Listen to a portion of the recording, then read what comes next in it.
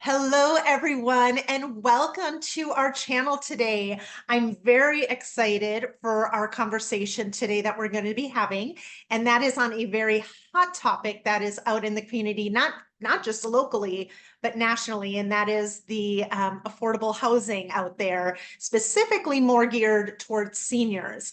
And so today, I am very honored to have nationally recognized expert in senior housing, Miss Karen Barno, with us.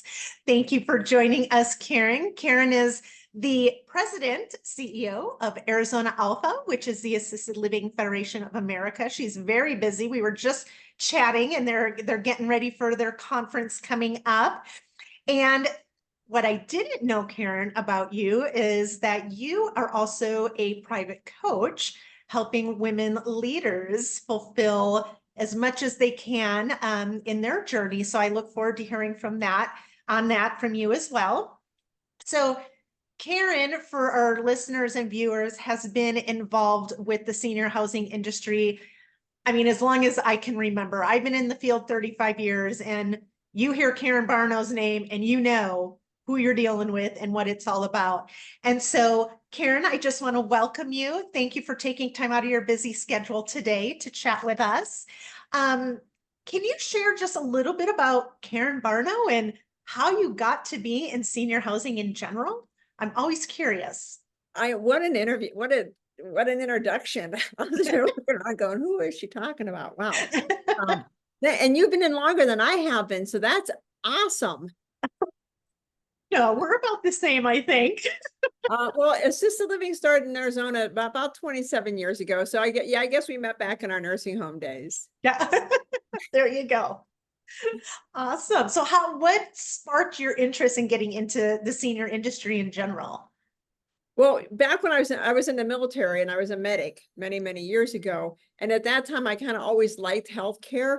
But when I was leaving the military, they didn't have PAs yet, physician assistants. Those didn't come until about a year after. And I didn't want nothing against nurses, but after you've been in the military, you're allowed to do what all we were allowed to do, which was everything. And all of a sudden step back and not be able to do it. It was like, oh. So then I just kind of took different tracks. I worked at the newspaper for a couple of years, and then I just went back and started working at a nursing home and kept reading about assisted living. And I thought, this is it. This is the future. Yeah. Nursing homes aren't the future. Nothing against nursing homes and my nursing home brethrens. But just 27 years ago, I thought this is a much better path to take. Yeah. And I started in my career as well as an activities director, fresh out of college in a nursing home. And so back then there really wasn't assisted living. And then shortly after that is when you started seeing that growth and it coming into the communities. And so from there on out, like you, senior living, assisted living was the way of the future. And that's where everything kind of took us. So we have some commonalities there. Yes. I think So everybody in assisted living started in nursing homes yeah, and yeah. eventually moved over.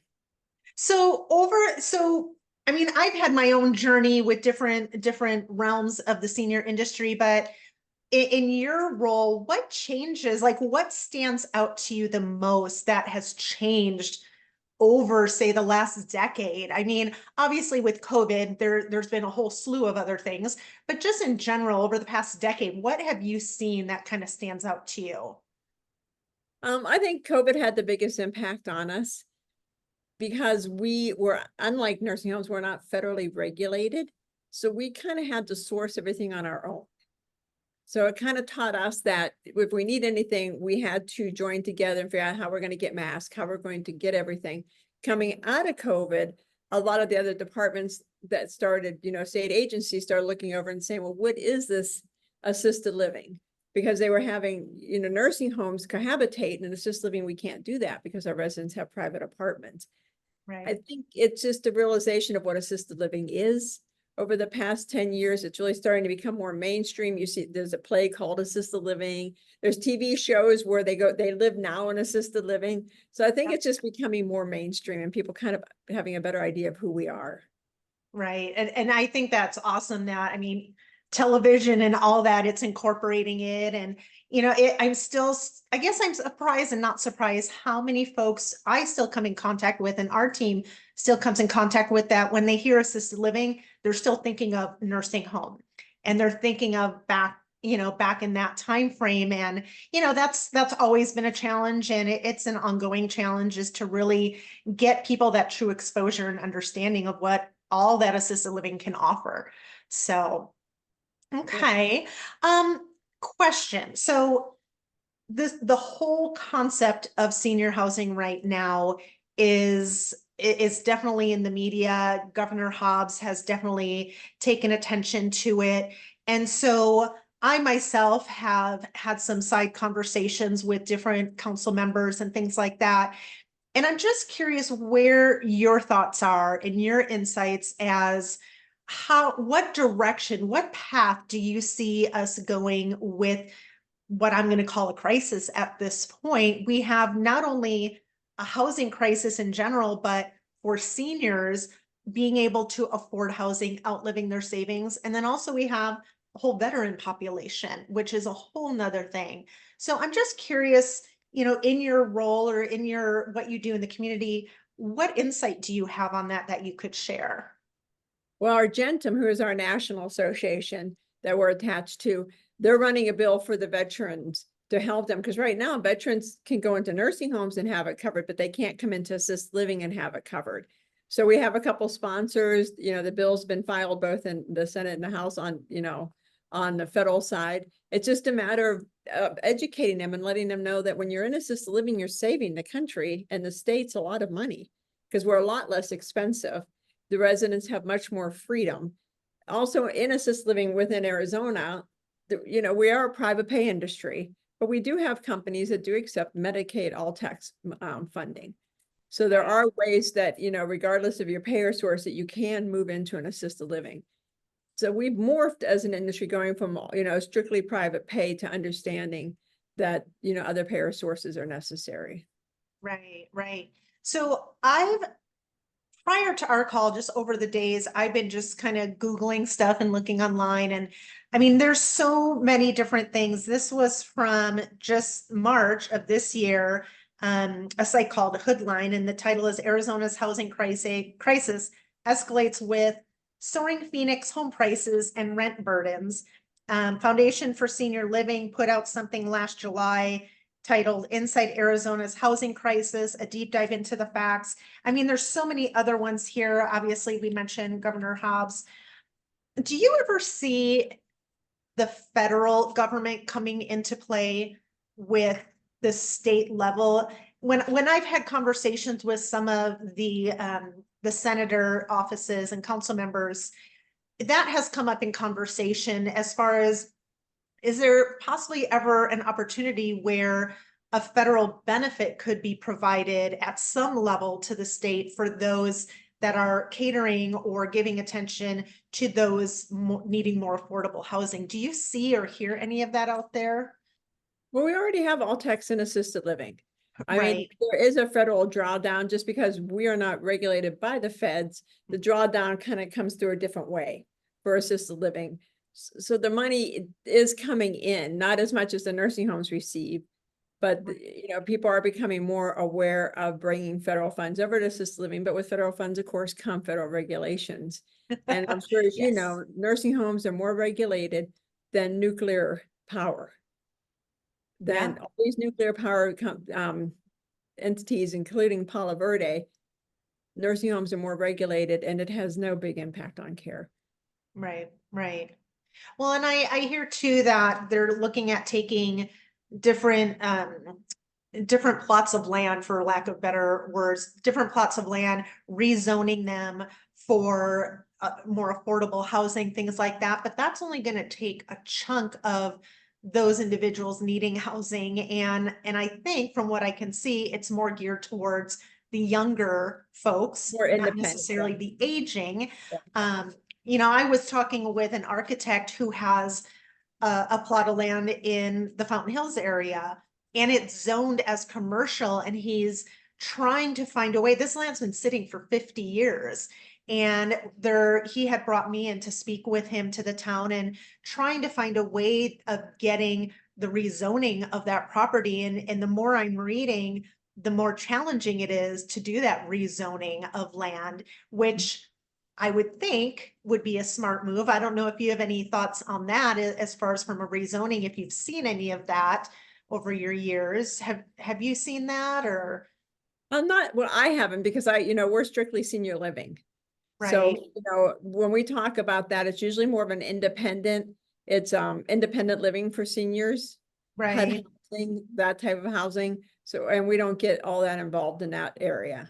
right, right. Okay, I okay. mean, there is a need in Arizona. Well, there's a need countrywide for affordable living. I mean, we keep Yeah, building apartment complexes on top of apartment complexes. They're building a huge apartment complex in Tempe, and I just look at it and think, yeah. it's what are we going to do for our seniors? Well, and speaking of that, with the senior living industry, where do you see that, say, 5, 10 years from now, from where we are today? What changes do you possibly see coming down the planks, or would you like to see happening? I think we're going to see more plus 55 communities. I mean, there's one going up in up north in Terra area where that one insurance company that I draw a blank on now. We're going to see more of those going in where there's going to be independent living. They're going to be able to bring in their own home health, home care. They're going to have exercise equipment. I think we're going to see a lot more of that, kind of the Sun City model spreading out across the country. Where that is 10 years from now will be interesting Right, because, right, independent residents eventually age in place and they don't want to move. They want yeah, to have the ability to age in place. So it's really a conundrum as to where we're going to end up. I know assisted living is going to keep evolving and evolving, but for the age group that isn't ready, the more of the independent resident, that's going to be the question of where do they go? right, right. And I mean, there's so many great options out there for senior living. And when it comes to folks that aren't needing care and have that limited budget, obviously, like you're talking about the 55 plus, there's some lower income senior apartments. But those usually have a pretty good wait list. And so hopefully we can see some of that because they're in that real gray area where they don't need necessarily assistance, but they can't afford a regular apartment. So we're kind of in that gray area with them. Is there anything that we as community members could be doing to help support movements or support getting attention to helping our seniors? Is there anything out there that you could share with us? I think talking to your council member, depending on what city you live in, I'm in Tempe, and Tempe is very active with seniors and independent living, and I see other cities not as active. It's a problem we're going to be having to deal with. The baby boomers are starting to fade away a little bit, the age group, but we still have more people coming down. And, depending on where the economy is, as to people that save money, our parents, at least my parents, my dad worked at a steel mill. He had a fantastic retirement. We're not seeing that anymore. So it's Right, really going to be how as a country do we take care of our seniors? First and foremost, how do we take care of our vets? As a vet, obviously, that's very much a passion for mine. How are we right, taking care of them and treating them to make sure they get the good care that they right. deserve? And then the whole population. It's going to take a lot of people sitting in a room and trying to talk to this and not avoiding it and trying to push it off. Right. Well, and thank you so much for your service. I come from my husband and son are also military, so thank you very much for what you have done and continue to do. Um, is there anything else? Again, I promised I wouldn't keep you too long. Is there anything else that you would just like our listeners to know about just senior housing in general? Any spotlight you want to put on that? I would say if you have information, if you're interested in information, we have it on our website. We have a nice little pamphlet on how to choose assisted living and senior housing. What's the right alternative for you? Is it nursing home? Is it assisted living? Is it still staying at home? We have a lot of great home care agencies. We have a lot of great home health agencies that are available to people. So it's trying to learn what options you have and then make the decision. And don't wait till the last second to make the decision, because then Oh, yeah. the That's a whole decisions, nother crisis. yeah, they're being taken away from you, because now Right. you're trapped into whatever availability anybody has. So just be proactive, because we're all going to age.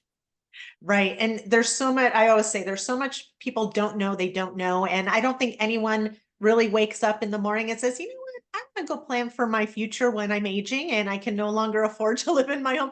That's just not a fun topic. But I think what people fail to realize is that we say all the time, it's not the end of a journey, it's beginning a new chapter. And there's so much opportunity that people don't realize that's available to them in senior living. So I'm glad you bring that up. And there are so many options to consider. And that's where people like you and I are there to assist and help people navigate that. So I Yeah. appreciate you bringing that up. And I like what you said about doing your research. I've been in senior housing for, I also worked in nursing homes for about 30 years. So you would think my parents would be well prepared, because obviously look what I do for a living. So we moved them into an assisted living community back east, and it was like they'd never heard of it before a day in their life. And so Yes. even them who listened to me constantly talking about it were overwhelmed by the process. So get to Yes. understand, look at your options you have in your neighborhood.